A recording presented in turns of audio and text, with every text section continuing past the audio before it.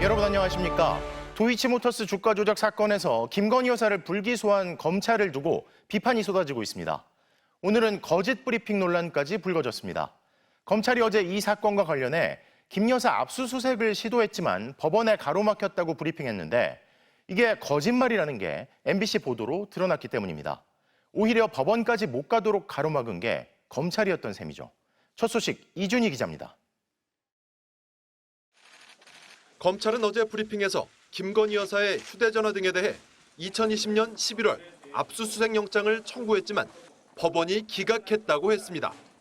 그런데 당시 영장은 코바나 컨텐츠 의혹 사건 관련이었고 도이치모터스 사건에 대한 영장은 한 번도 청구한 적 없다는 사실이 MBC 보도로 드러났습니다. 거짓 해명 논란이 불거졌습니다. 김건희 여사 무혐의 처리를 하면서 사실이 아닌 거짓말을 냈다. 이렇다면 대국민 사기극이고 이창수 서울중앙지검장은 도이치 수사 관련 영장 청구 사실이 없다고 인정했습니다. MBC 보도가 맞습니까? 검찰 발표가 맞습니까? 이창수 증인. 제가 보고받기로는 그 피의자에 대한 압수수색 청구는 코바나 컨텐츠 관련 사건으로 알고 있습니다. 네. 자, 그러면 이창수 서울중앙지검장님, 도이치모터스 김건희 피의자에 대해서 그 사건에 대해서 압수수색 영장은 청구를 안 한 게 맞는 거죠? 그 형식적으로 보면 그 말씀이 맞고요. 형식적이란 말 빼고 네, 청구 안 했잖아요. 그 부분 맞습니다. 네. 이 지검장은 그러나 거짓 브리핑은 아니라며 설명 과정상 오해였을 뿐이라고 해명했습니다. 하지만 어제 최재훈 반부패 수사 2부장은 수사 4년 반 동안 김 여사에 대해 영장을 청구한 적이 있느냐는 질문을 받고 2020년부터 김 여사와 관련해서 코바나 컨텐츠와 도이치모터스를 함께 수사하며 압수수색 영장도 함께 청구하기도 했다며 김 여사 주거지, 사무실, 휴대전화까지 압수수색 영장을 청구했는데 모두 기각을 당했다고 했습니다. 영장을 다시 청구하지 않았던 이유에 대해서는 10여 년이 지난 예전 사건 압수물을 확보하겠다고 하면 법원이 대권 후보 배우자 영장을 내주겠냐고 말하기도 했습니다. 수사팀은 압수수색 영장 관련 질문이 5차례 이어졌는데도 브리핑 내내 도이치 사건 영장 청구는 없었다고 분명하게 밝히지 않았습니다. MBC 뉴스 이준희입니다. 김건희 여사와의 카카오톡 대화를 공개하며 전국을 한바탕 뒤흔들었던 명태균 씨가 이번엔 윤 대통령과의 일화를 제시하며 친분을 과시했습니다. 국민의힘 대선 후보 경선 토론회를 앞두고 윤 대통령이 새벽에 전화를 걸었고 자신이 조언을 해줬다고 주장한 건데요. 또 윤 대통령 특유의 고개를 좌우로 흔드는 습관을 두고 불거진 이른바 도리도리 논란을 잠재운 것도 자신이었다고 말했습니다. 먼저 김정우 기자의 보도입니다. 경남 창원 자신의 집에서 MBC 취재진을 만난 명태균 씨는 국민의힘 대선 후보 경선 TV 토론 날 새벽 1시 반쯤 윤석열 대통령이 전화를 해왔다고 말했습니다. 사적 대화가 아닌 공적 대화를 공개해달라는 요구에 과거 일화를 꺼낸 겁니다. 구체적인 시점은 밝히지 않았는데 언급한 TV 토론은 2021년 9월이었습니다. 명 씨는 첫 토론이라 긴장돼 잠이 안 오시나 봐요. 검사하실 때 정치인들 취조 많이 해보셨냐 물었고 윤 대통령이 많이 했지 그거라고 답하자 토론회 나오는 사람들 다 정치인이다. 취조하고 수사하러 간다는 마음으로 가시면 거짓말과 참말, 내 편, 네 편을 알 수 있다 조언했다고 주장했습니다. 윤 대통령은 이하 명박사라며 감탄했다고 전했습니다. 명 씨는 토론회의 방향도 자신이 잡았다고 주장했습니다. 당시 후보 8명이 나선 토론에서 홍준표 후보가 윤석열 검찰총장 시절 조국 전 장관 수사가 지나쳤다고 말하자 하태경 후보가 이를 강하게 비판했습니다. 저 진짜 충격인데요. 이거 완전히 민주당 대변인 하는 거랑 똑같잖아요. 보수 진영에선 홍 후보가 조국 전 장관 편을 든다며 조국수홍이란 말까지 나왔습니다. 명 씨는 자신이 하태경 후보 보좌관에게 전화해 1등을 때리면 2등만 좋지만 2등을 때리면 2, 3, 4, 5등 혼전이 된다. 나중에 정리되면 1등과 붙어볼 수 있다며 2등 홍 후보 공격을 주문했다고 주장했습니다. 윤 대통령에게도 하 의원이 하나 해줄 것 같다고 전했다면서 하의원이 조국 수용 한 방을 해줘서 윤 대통령이 무난히 첫 토론을 마쳤다고 주장했습니다. 이에 대해 하태경 전 의원 측은 홍준표 공격은 일관된 전략이었다고 반박했습니다. 명 씨는 또 윤 대통령이 고개를 좌우로 흔드는 도리도리가 큰 컴플렉스였다며 자신이 윤 대통령이 좌우 시력 차이가 커 시야가 좁은 부동시라는 점을 확인한 뒤 도리도리 비난은 장애인 차별이란 점을 언론들에게 알려줘 논란을 잠재웠다고도 주장했습니다. 대통령실은 명 씨의 주장에 대해 입장을 밝히지 않았습니다. MBC 뉴스 김정우입니다.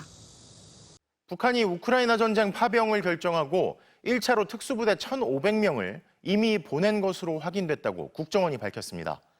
북한 지상군의 대규모 해외 파병은 처음으로 추가 파병 가능성도 있어 파장이 예상됩니다. 이혜인 기자가 보도합니다. 국정원은 북한군 특수부대 1,500명이 우크라이나전 파병을 위해 지난 8일부터 13일까지 러시아로 이동한 것으로 파악됐다고 밝혔습니다.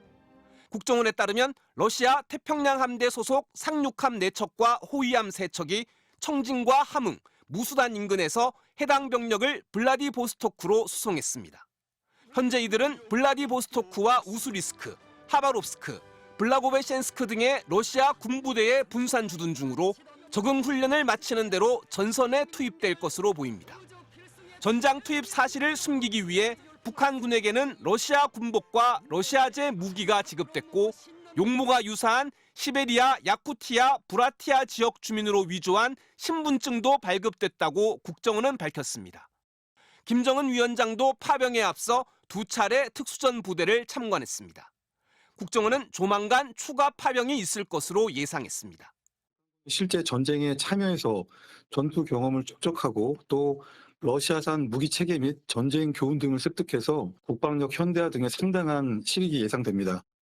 북한군 파병은 지난 6월 체결된 북러 간 포괄적 전략적 동반자 관계 조약에 기반한 것으로 보입니다. 푸틴 대통령의 북한 국빈 방문 당시 체결된 이 조약은 어느 한쪽이 무력 침공을 받아 전쟁 상태에 처하면 다른 쪽이 지체 없이 군사 원조를 제공한다는 내용이 포함돼 있습니다. 북한군 파병이 현실화되면서 한반도 유사시 러시아 개입 가능성도 커졌습니다. 양측은 공고한 군사 동맹이 이미 확인이 된 거고, 그럼 한반도 유사시에도 러시아는 파병할 의무가 생기는 거죠. 우리 정부도 윤석열 대통령 주재로 긴급 안보 회의를 열고 북한의 러시아 지원이 군사 물자를 넘어 실질적 파병으로 이어진 상황은 우리나라는 물론 국제사회에도 중대한 위협이라며 국제사회와 공동으로 가용한 모든 수단을 동원해 대응해 나갈 것이라고 밝혔습니다. MBC 뉴스 이혜인입니다. 올해 초 완공 예정이었던 여의도 선착장 완공일이 어찌된 일인지 5번이나 미뤄졌다는 소식 전해드렸는데요. 석연치 않은 점들이 연이어 드러났지만 서울시는 악의적 제보라며 반박했습니다. 그런데 사업자가 자금 조달을 제때 못해 완공이 미뤄졌던 의혹이 추가로 제기됐습니다. 이문현 기자의 단독 보도입니다.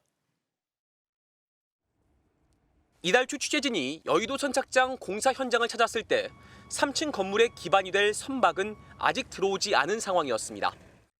안 보시다시피 없으니까 배가 들어와야 이거 할 거 아니냐.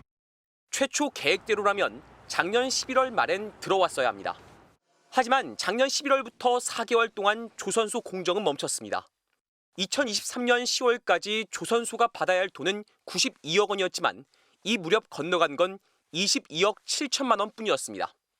초기에 이제 자금적인 부분이 약간 문제가 있은 것은 사실인 것 같더라고요. 그 당시에 좀 어려움이 있었습니다. 선착장 공사 관계자는 당시 돈을 받지 못한 조선소 노동자들 상당수가 현장을 떠났다고 말했습니다. 9월 정도 자금 병실이 생긴 거예요. 그러니까 돈을 못 내려준 거예요. 그리고 조선소가 안 움직이고 스탑되어 있는 걸 알게 된 거죠. 여의도 선착장 사업을 개인 자격으로 단독 입찰에 수주한 김모 씨는 당초 서울시에 2023년 말까지 사업비 236억 원을 확보하겠다고 했습니다. 하지만 지난해 말 기준 확보된 건 38억 원, 그나마 15억 원은 선착장에 입점할 편의점의 임대 보증금이었습니다. 서울시 한강사업본부도 당시 확인에 나섰습니다. 사업본부장님 전화 왔어요. 돈이 없어서 공사가 중단이 됐다고 그런 얘기가 들린다고. 그거는 일반인이 쉽게 알기 힘든데.